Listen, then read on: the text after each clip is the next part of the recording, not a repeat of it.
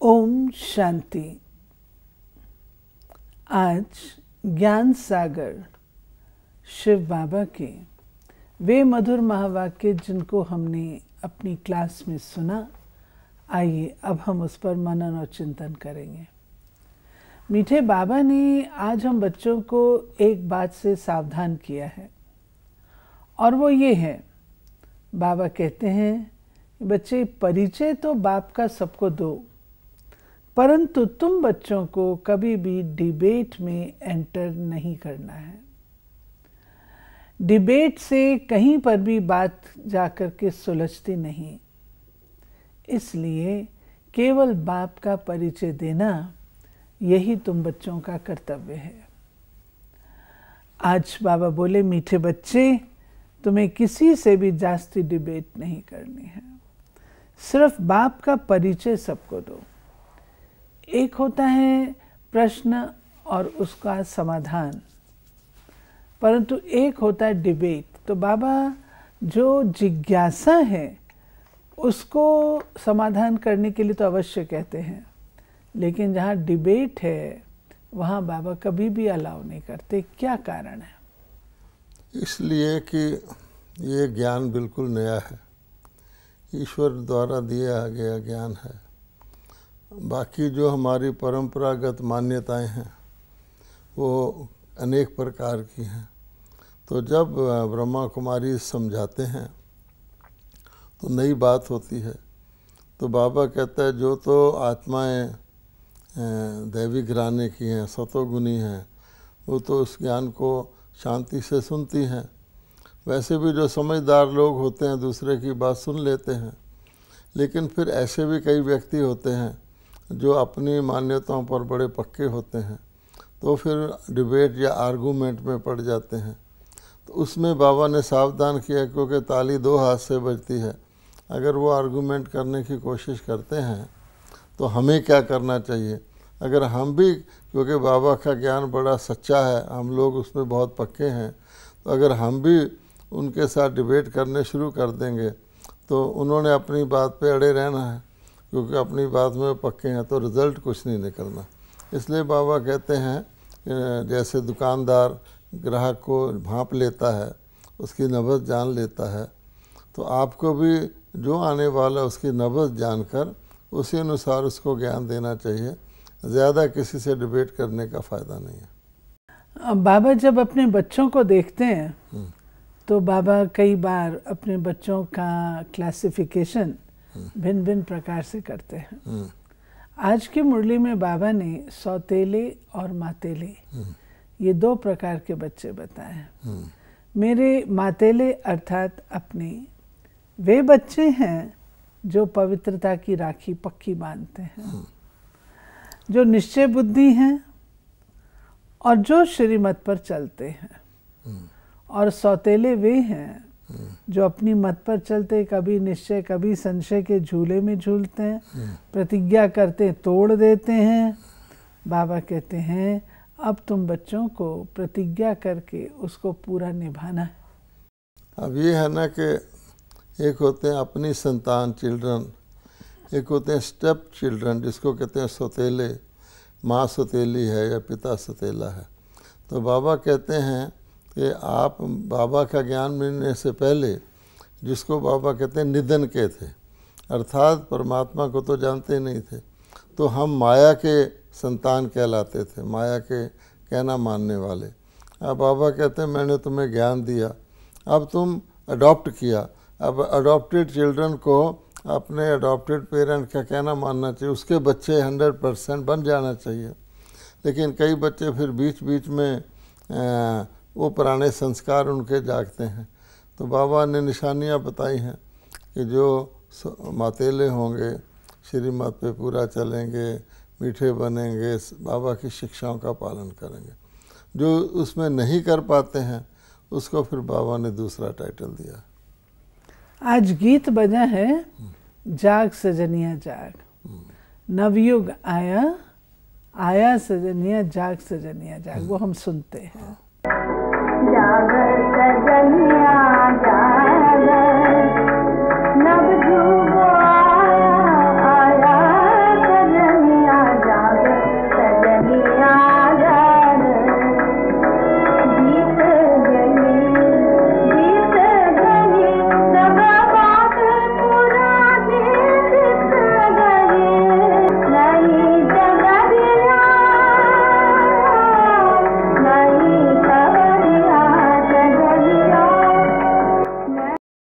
इस गीत में आता है नया ज़माना, नई कहानी, नई डगरिया। तो बाबा ने कहा कि नई सृष्टि नया युग, पुरानी सृष्टि पुराना युग। नई सृष्टि की रचना परमात्मा करते हैं, उनको ईश्वर कहो, प्रभु कहो। तो नई सृष्टि की स्थापना कैसे होती है? बाबा कहते जब आम आत्माएं परमात्मा प्रभु को याद करती हैं। और वो कब आते हैं? वो भारत में आते हैं, और भारत में प्रसिद्ध है शिवरात्रि। तो बाबा कहते जब तक, प्रभु कहा, लेकिन जब तक संबंध बाप का नहीं जोड़ा है तब तक शिव बाबा की याद आना भी कठिन है। परिचय होगा तो बुद्धि योग लग सकेगा, बिना परिचय बुद्धि योग नहीं लग सकता। अब इसमें जो गीत बजा है नवयुग आया, तो बाबा ने बताया, एक विशेष बात बताई है कि नई दुनिया नया युग, क्योंकि गीत में युग शब्द है, नवयुग। तो पुरानी दुनिया पुराना युग। अगर हमें देखना हो आज दुनिया पुरानी है या नई है, तो हम ये देख सकते हैं कि आज कलयुग है या सतयुग है। तो ये बाबा ने समय के अनुसार बताया है कि जब नई चीज़ है तो उसका आदिकाल है, स्वर्णिम युग है। जब पुरानी हो जाती है तो उसका दूसरा चौथा युग हो जाता है, जैसे कलयुग हो जाता है, यानी सतो प्रधान से वो तमो प्रधान हो जाती है। ये बाबा ने बताया। फिर बाबा कहते हैं कि परिवर्तन करने वाला कौन? पुराने से नया, नए से पुराना तो ऑटोमेटिकली। अब वो परमपिता परमात्मा है, क्योंकि सारी दुनिया का प्रश्न है। फिर बाबा कहते हैं कि वो ज़रूर करेगा, तो कौन है वो? तो कई उसको कह देते हैं प्रभु है, ईश्वर है। तो बाबा कहते हैं प्रभु ईश्वर नाम रख लो, लेकिन संबंध जब जुड़ेगा जब पिता कहेंगे, क्योंकि कोई संबंध होना चाहिए ना प्रभु से, आपका ईश्वर से तो बहुत इनडायरेक्टली कनेक्शन नाम मात्र का ही होता है भगत का। इसलिए बाबा कहते हैं कि शिव मेरा नाम है, तो शिव पिता से कनेक्शन जोड़ो।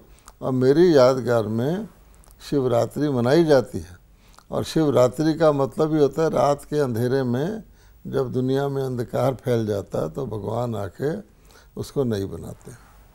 फिर बाबा ने आज ये चीज़ स्पष्ट की है कि परम धाम को हम स्वर्ग नहीं कह सकते हैं। कई लोग समझते हैं अपूर्व शांति में चले जाना वही स्वर्ग है। वो होता है केवल परम धाम में, जहाँ हम शांति का अनुभव करते हैं।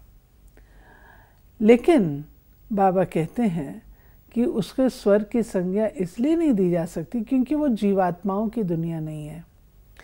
स्वर्ग और नरक की संज्ञा वहाँ लगती है जहाँ पर कि जीवात्माएं हैं, और जीवात्माएं इस सृष्टि पर हैं। सतयुग यहाँ का धाम है, परम धाम है वह जहाँ परम पिता परमात्मा का निवास है। ये बाबा ने स्पष्ट किया, ये बहुत आवश्यक है, क्योंकि हम देखेंगे कि कई लोग जो हैं लेफ्ट फॉर हेवनली अबोर्ड कहते हैं ना, तो हेवन नाम स्वर्ग का है, इसलिए वो मान लेते हैं कि जब आत्मा जाती है परम धाम या परलोक में तो हेवन वही उसी को कहा जाता है। इसी प्रकार से ऊपर के जितने रीजन हैं, यानी जितने खंड हैं आकाश के बाद, उन सब को कहा जाता है। कोई कहता है सातवां आसमान में भगवान रहता है, आदि आदि। तो हमारे भारत में तो बहुत स्पष्ट है, यद्यपि लोग उसका अर्थ नहीं जानते। जब कोई शरीर छोड़ता है तो दो शब्द प्रयोग करते हैं, या तो कहते हैं परलोक से धार गया, या कहते हैं स्वर्गवास हो गया। तो बाबा ने इसको बिल्कुल स्पष्ट किया है, परलोक है आत्माओं की दुनिया, इस सृष्टि से परे। और परमपिता परमात्मा को भी परलौकिक परमपिता कहा जाता है, क्योंकि वो सृष्टि पर जन्म लेते ही नहीं, शरीर धारण ही नहीं करते। तो जैसे परमात्मा की धाम है, परमात्मा का अबोर्ड है, आत्माओं का भी अबोर्ड है। तो आत्मा और परमात्मा निराकार रूप में वहाँ रहते हैं। जिस तीन लोक बताए जाते हैं ना, त्रिलोक, उसमें सबसे ऊपर का लोक निराकार लोक है आत्माओं का। फिर बाबा कहते हैं फिर स्वर्ग क्या है? तो बाबा कहते हैं स्वर्ग टाइम के अनुसार वो जोग्राफिकली ऊपर है, यानी परम धाम, साकार लोक, आकार लोक और निराकार लोक। ये हिस्टोरिकली ऊपर है समय के काल से, कि जैसे बाबा ने बताया कि नई दुनिया नया युग। तो सतयुग जो है, जब दुनिया को भगवान नहीं बनाते हैं, अर्थात पुरानी को ही चेंज करते हैं, दुनिया तो यही रहती है, आत्मा को सतो प्रधान बनाते हैं, पति से पावन बनाते हैं कलयुग के अंत में, उस दुनिया को फिर स्वर्ग कहा जाता है। तो खास डिस्टिंक्शन ये बताई है कि स्वर्ग में सुख है, तो सुख भोगने के लिए आत्मा को शरीर चाहिए, दुख भोगने के लिए भी आत्मा को शरीर चाहिए।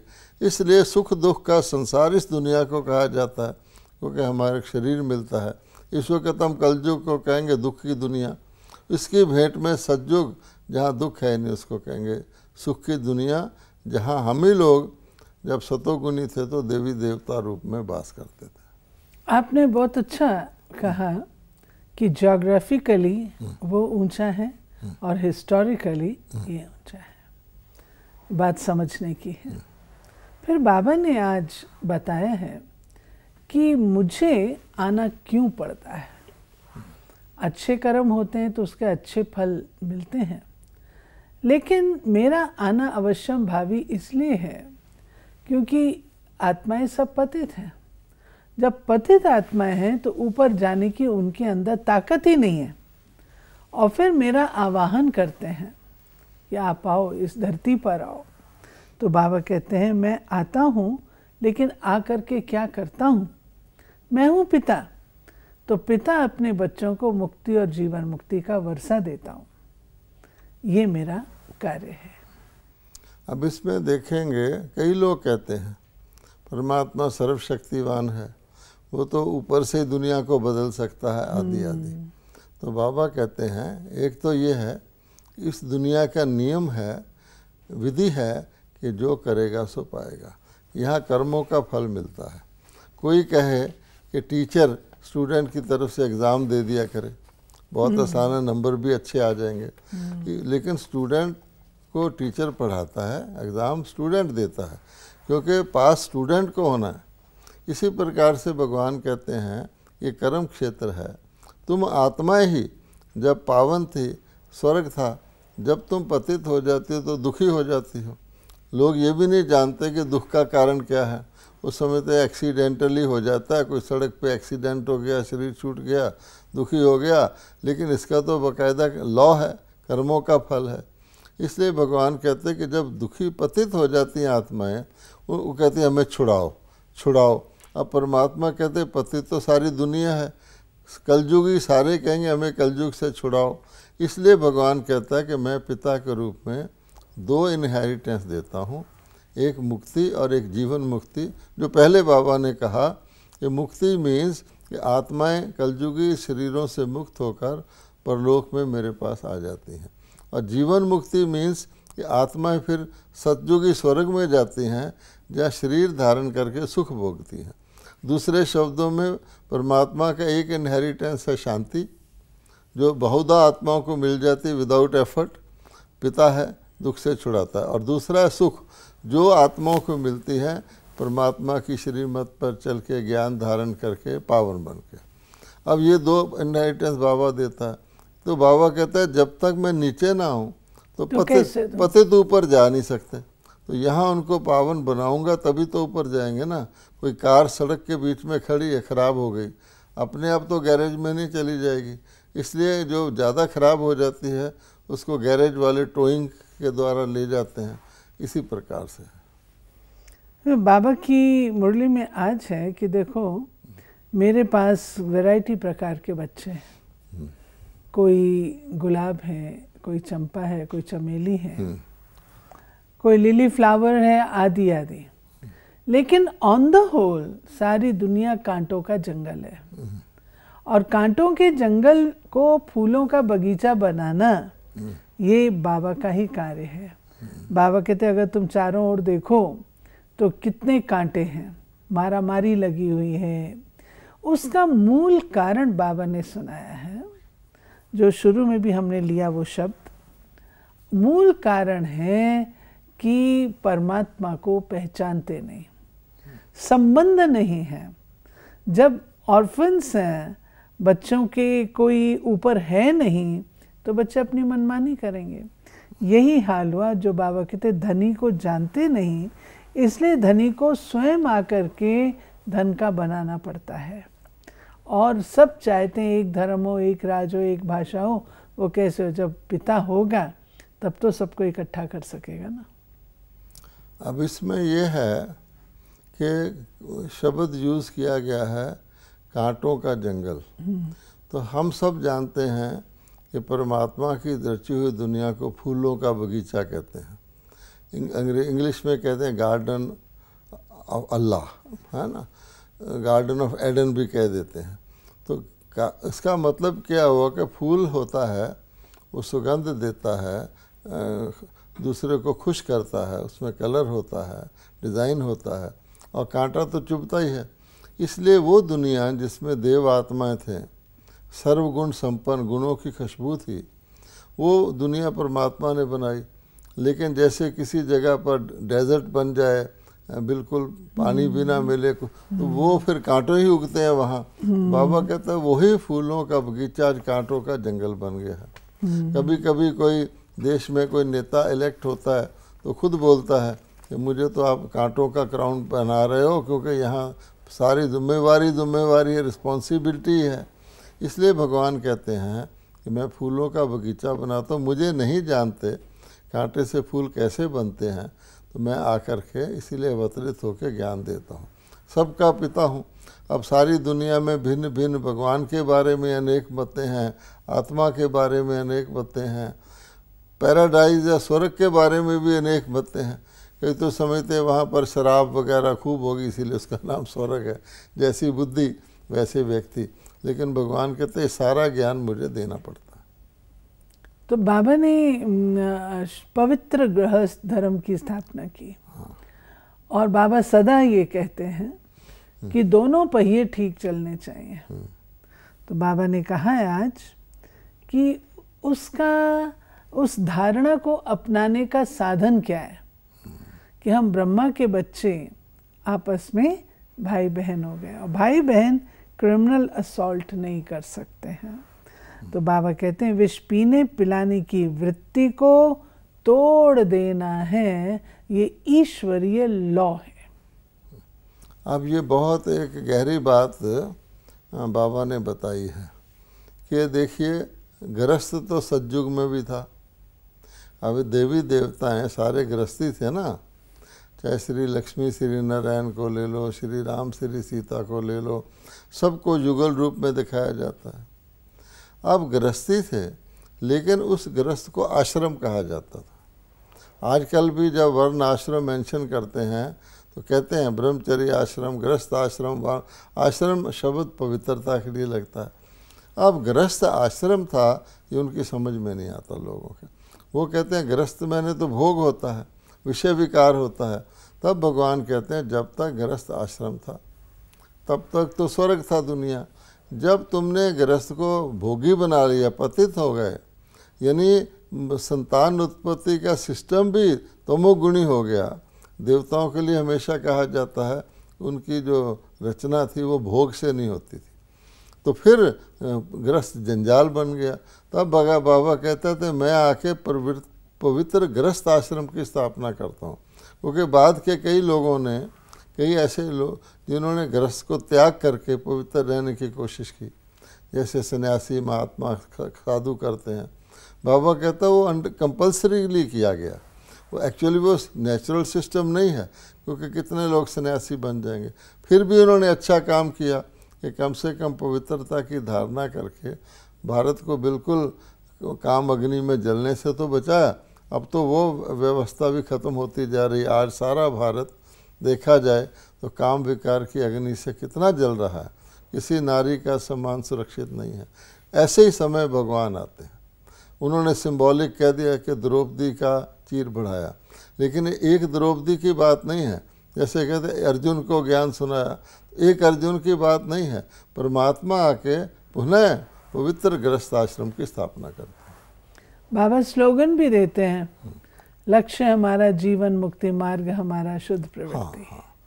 फिर बाबा ने रियलाइज कराया कि बच्चे दुख धाम है, और इस दुख धाम में तुम जेवर आदि पहन करके भी क्या करेंगे।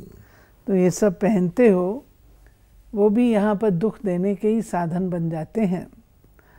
वहाँ तो तुमको सोने के महल मिलते हैं, बाबा तुम्हें सब कुछ देता है, लेकिन वो सतो प्रधान होता है, सत्युगी होता है।